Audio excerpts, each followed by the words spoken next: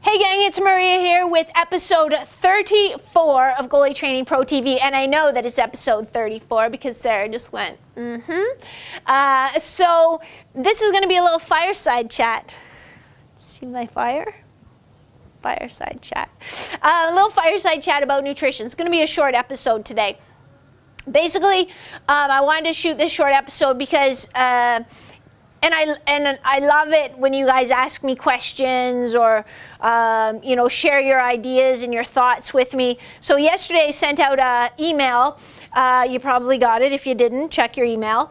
And I always send out these kind of, hey, here's what you missed. Because I have a couple email newsletters that I subscribe to. I only subscribe to a couple, but like maybe half a dozen or so that I read consistently, and two of them do kind of a, hey, here's what you missed, which is so cool because I don't get every single one, or some days I'm just so busy, it's like, oh, I can't, like I have to actually do my job, don't have time to read that. So I tried to do a similar thing.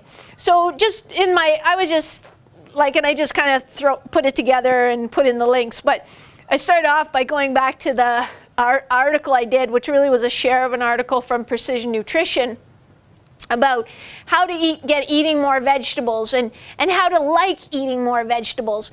And that kind of got me thinking, because it's a sort of a journey that I've been on for the last year or so. And not that I'm vegan, I don't really plan on going vegan, but I am eating a lot more plant-based meals. We probably eat at least 4 of our, big meals a week, like suppers, are vegan, just because.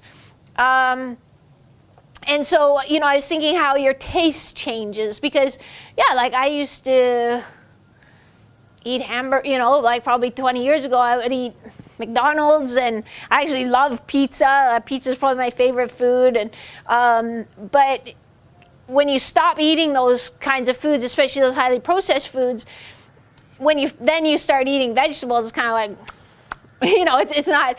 But now, like, we eat so much vegetables, and I've learned some recipes with them, and that I was just saying, like, Paul and I for dinner, we had just a bowl with like quinoa, some basmati rice, some hummus, some red sweet peppers, some sauerkraut, some cucumbers, some like sesame seeds and pumpkin seeds,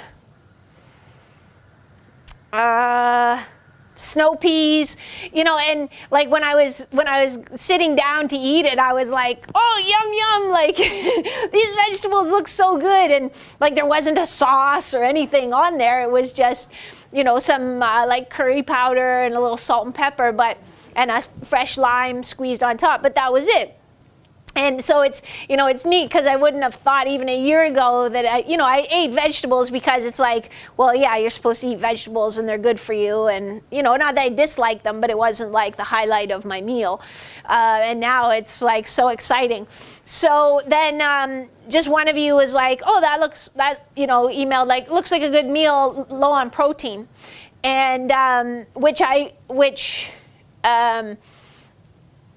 so then I asked them because, do you think did you actually calculate the macros, or do you just think it's low in protein because there's no meat in there? And so they were super awesome I was genuinely asking because, hey, I'm interested. What's the perception here of why this is low in protein? I actually quickly did a calculation of the macros, and it was about 13 grams of protein in that bowl. So then they were good enough and kind enough to write back and, say, yeah, because I think probably the only protein was from the hummus, and, and they were saying too, like, not that I think meat is the be all and end all, but yeah, it just looked low, but they didn't sort of calculate it or whatever. It was just kind of a quick perception and just a little like comment or a thought, which I really, really appreciated. So, so then that's what got me here, is that, and again, I'm not trying to say you should be vegan or anything like that, but just make you aware that plants do have protein in them. And actually, just even coincidentally, I watched the movie, the documentary What the Health, last night, and I know there are two sides of every story, and like somebody makes a documentary and they want to make this point very clear. And I know that there's a counterpoint to it as well. But there were some things in there that were pretty eye-opening to me. Another movie that I thought actually was very good was Food Inc. To sort of, just to get you thinking about, like, hey, where does our food come from and what are the sources of our food? But they made a great point that is like the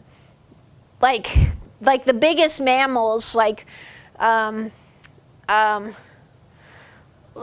gorillas, well, cow, like what you eat for meat, cows, you know, and pigs, they're eating plants.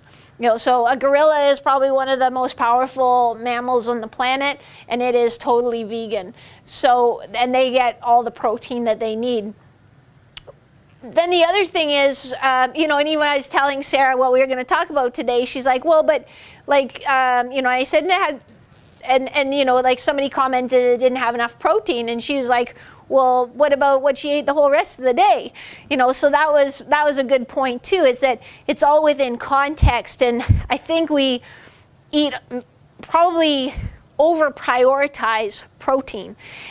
So, you know, I don't, like, that's plenty of protein for someone my size. Plus, you know, after a workout, if I have a shake, and now, like, I have switched to vegan protein because I think it sits in my tummy better, but you know, that's 15 to 20 grams of protein there. For breakfast, I have a whole grain I kind of eat the same thing almost every day, not exclusively, but I have like a whole grain toast with almond butter and then pumpkin seeds and sesame seeds. So there's going to be some degree of protein there. So, you know, it's, and I think in that documentary last night, they said people need just like about 50 grams of protein a day. So, you know, it's yeah, that's sort of the whole point. It's like you can get protein from other sources that are not meat-based, and just practice eating different foods and really see what makes you feel better. I don't know if you guys remember, some of you have been with me for a long time probably remember, I think it would be 3 summers ago now, I had real trouble with getting shaky, and my heart would like pound, and I'd get dizzy like just in the middle of the day, like 5 times a day.